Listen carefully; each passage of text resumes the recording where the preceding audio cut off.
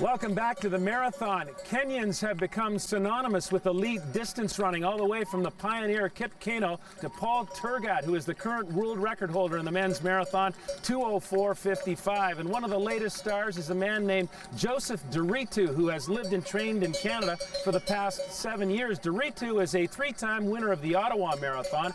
4 times he has been the champion of the legendary 30K Around the Bay race in Hamilton. Now, a chance encounter between Joseph and a Hamilton school teacher led to a bond being created between Canada and his native land.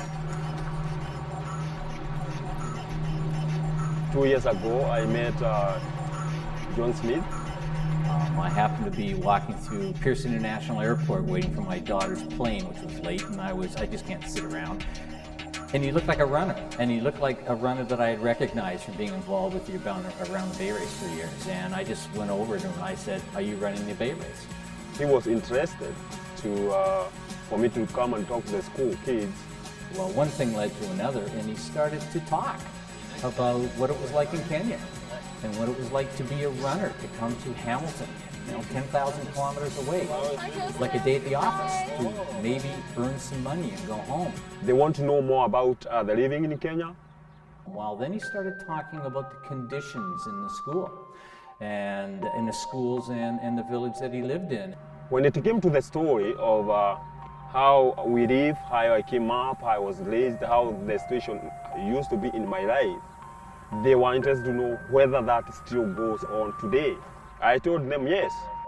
My kids were getting a little upset, emotionally upset, and 2 of the young ladies, Carissa and Zarwa, who are now in grade 9, decided that they were going to take it upon themselves to motivate my school, to get the classes going in a direction where we could focus in on helping the kids in Kenya.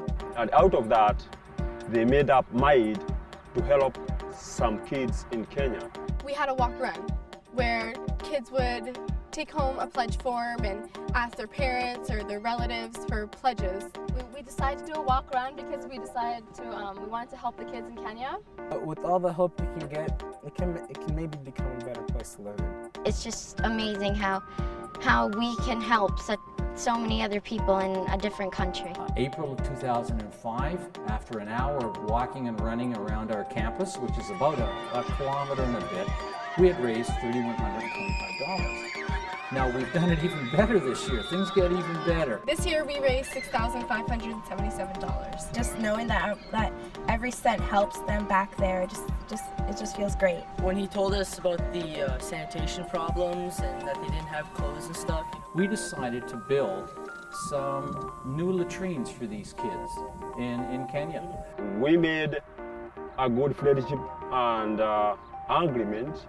We're gonna work, we're gonna do everything together. What's really nice about it is 240 kids have helped about 1,500 kids in Kenya.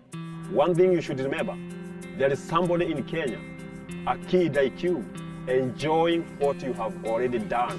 To see what kind of progress that we've made and that actually what we're doing is making a change in Kenya for the schools and for the children and just putting smiles on their faces. Just seeing how that has affected how we've made that happen makes me want to do it next year and the year after and the year after.